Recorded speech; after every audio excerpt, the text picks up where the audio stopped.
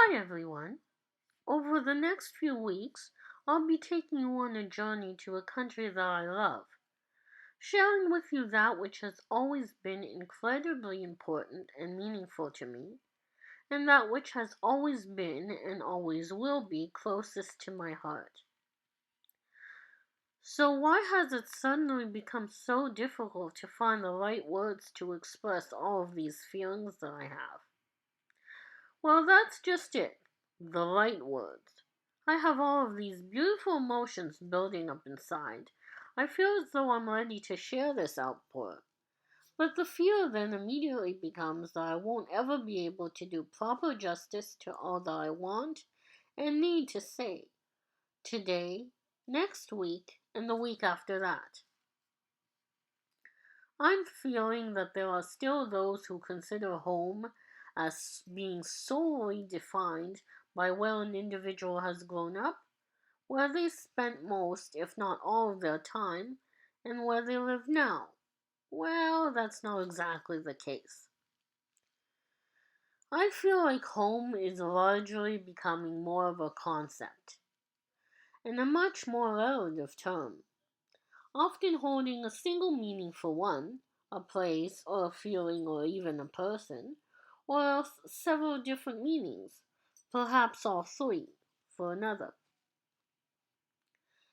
I was not born and raised in Greece. Home feels like stepping out into the warm, blazing sunlight after a 10-hour flight.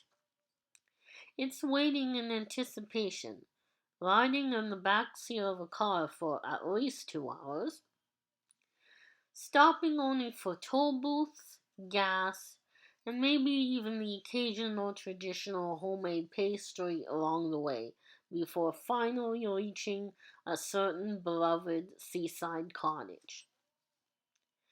Now, don't misunderstand me. I like where I live. I'm respectful of where I've grown up, and I'm grateful for all of the opportunities that it has afforded me. I was born here, raised here. I got an education here. My life is here. If I'm being completely honest, though, I think that I must have always known that I was missing something, regardless of all that. I don't know that I felt that there was a part of me missing necessarily. It was always there. I was always me. I may have been too young to realize it then, but it occurs to me now that I might have been searching for something else, something that I couldn't quite put my finger on at the time, but which didn't take long at all to figure out exactly what that was. I must have been about 3 or 4, maybe even younger than that, when I started listening to Greek music on a fairly regular basis. Come to think of it, I can't really remember a time when I didn't. Developing my taste in music early on, whether I fully understood that that's what I was doing or not, by picking and choosing my favorite singers among those that I was listening to at the time. There would be a whole lot more to come as the years went by. But I'm really just getting ahead of myself now. We'll get more into that next week. Months ago, I came across a comment on social media that concerned me quite a bit. I have come across similar comments in the past, equally as disheartening, but that doesn't make it any easier to take, or any less offensive. The comment was in response to an individual who was voicing pride in their heritage, something that I've always welcomed, finding it to be an incredibly beautiful and inspiring thing. But obviously, not everyone feels that way. The issue that this commenter seemed to have created was that this individual had no right to any sort of feeling of pride, on account of the fact that even though they may be of one heritage, they, unlike the commenter, were not born in the same country as that of their own heritage, as has been the case of many others who were under the same misconceptions about their own backgrounds, he further educated. and as such could not lay claim, I guess. This attitude really gets under my skin, for obvious or not so obvious reasons. Look, I'm Greek Canadian, but it's always been about more to me than just heritage alone. I think that from the time I was very young, I was craving much more than just a history lesson. I may not have been born in Greece, but I carry her with me, whenever, wherever I am, and everywhere that I go. I carry our language, our culture, and our traditions. I carry lasting memories of a picturesque beauty and of an extraordinary mystique that you've no doubt read about, but does not only exist within the pages of a book. I carry our warmth as a people, our sense of family and of community, our commitment to one another, but also to the world around us. A commitment that is not merely steeped in its contribution to art, history, philosophy, or even politics, but one that seems to me to be based on the idea of a little more love and respect, trust and support, and a lot less animosity toward one another. I believe that this is not only born out of friendship and understanding, but also perhaps with the wisdom that comes from having experienced a little too much hardship, loss, and sacrifice within one country's history. And no, I wasn't physically present to experience her vast history. But one thing I know is that that history remembers resilience, a relentless resilience through often seemingly insurmountable odds. We are talking about people who, while all at once kind, warm, and welcoming, know of incredible inner strength and what it takes. They know what it means to have courage and to persevere. After all, we've got hundreds of years of practical experience to draw from. The same blood flows through my veins.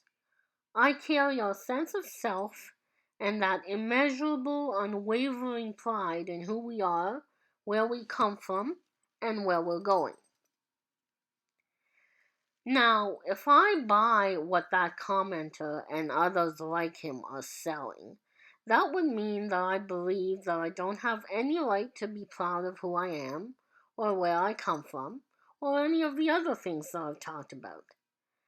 That would also subsequently mean that I am, in fact, not who I think I am, effectively throwing my entire sense of self into question. All because I was born in a different part of the world. I won't accept that. It doesn't work that way, and I can prove that it doesn't. I don't know that I ever quite believed in everything happens for a reason or not, although to be honest, the fact is that there have been more than a few different periods in my life which have proven that point to be true. I was told that my first trip to Greece was when I was just a year old.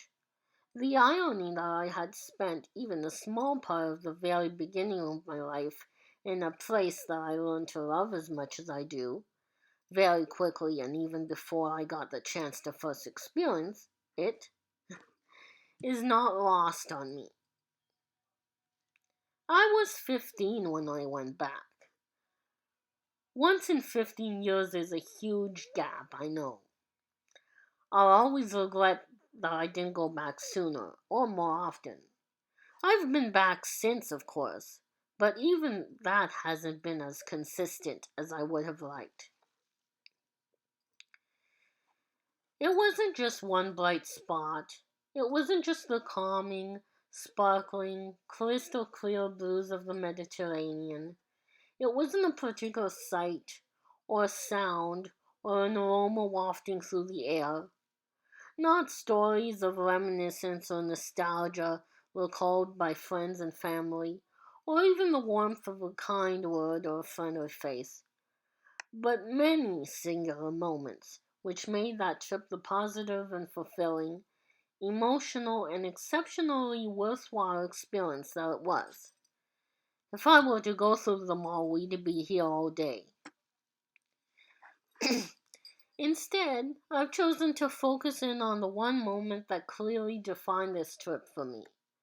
One of unexpected inspiration that I can honestly say is something that I've been waiting for my entire life up until that point, without ever having realized it. On that day, I was sitting in my bedroom at the house, the place by the sea that I had mentioned earlier, listening to an album on tape that I had received as a gift. CDs were out by then, but cassette tapes hadn't been completely phased out yet. Without warning, I was overcome by a sudden rush of emotion, a combination that didn't seem to fit together. All at once, happy and content at the situation that was surrounding me, I was in a beautiful place listening to music that I loved. I was struck with a nagging sense of uncertainty and self doubt just as quickly. In the midst of all this, however, there was one question that kept replaying over and over again in my mind. Something like, how can I consider myself to be truly Greek if I can't read or write the language? That being said, I know people of Greek descent who do not read and or write the language. Therefore, I'm pretty sure that the same goes for a lot of others across the globe. Let me be clear about this. One thing has absolutely nothing to do with the other. This is not a critique, nor is it a reflection on any of those individuals. This just has to do with I was uncomfortable with not knowing how to read or write the language. I have personal reasons for feeling the way that I do. I was never sent to Greek school as a child, as many others were. That is a long and entirely different story, and something that I don't care to go into right now. The one thing that I will say, however, is that turned out to be something that I'm incredibly proud of. Focusing on the music coming through my headphones, rather than the thoughts and feelings that had begun to surface, I found myself staring down at the lyric booklet that came with the album. I thought, how hard could it be? If I could just start matching up the sounds of the songs with the letters that were on the lyric booklet, a task that I had realized later was made a lot easier by the fact that the letters were all capitals, I could start to see, I don't know, a pattern maybe? I couldn't read or write a language that I had a close connection with ever since I was a child. Maybe it was time that I did something about that. I guess that maybe everything does happen for a reason after all. I wouldn't say that what followed was easy. It wasn't. I was determined, and I started small. I was fortunate enough to find something that worked for me right away. By coordinating the sounds that I heard from the music that I was listening to with the letters, I found that I was creating a pretty solid jumping off point. My advice to anyone taking on a new endeavor at this stage would be to cut yourself a break. I taught myself a fair amount that summer, definitely something to be proud of. But even so, I didn't feel as though I had accomplished as much as I would have hoped. That would eventually change. Finding the time to focus on these new goals that I was setting for myself was not always easy, but it was always possible. I started making cassette tapes for my mother, recording off of CDs that I owned and printing the track names on the back covers. At first, I started off with all capitals, as I had seen when I first started out. As I became more comfortable, I started to mix capitals and lowercase letters. At this point, I think that I'll take my own advice and give myself a break. It wasn't awful. I improved with a little bit of time and a little bit of patience. Once I felt confident enough to do so, I took the natural next step, which was to start reading anything and everything that I could. I read a passage aloud once. I read it correctly, not a single error, which isn't exactly rare, but at the same time, not an everyday occurrence for me if I'm being honest. I read it to my mother. She had naturally grown up in Greece and gone to school there. She told me how well I did and how proud she was. Encouraged by her words, I wanted to engage in a discussion, as I couldn't understand what the author was trying to convey at a certain point in the book. I received a response, not by her, but by someone that was passing by. I was told that I'd understand the book more the second time I read it.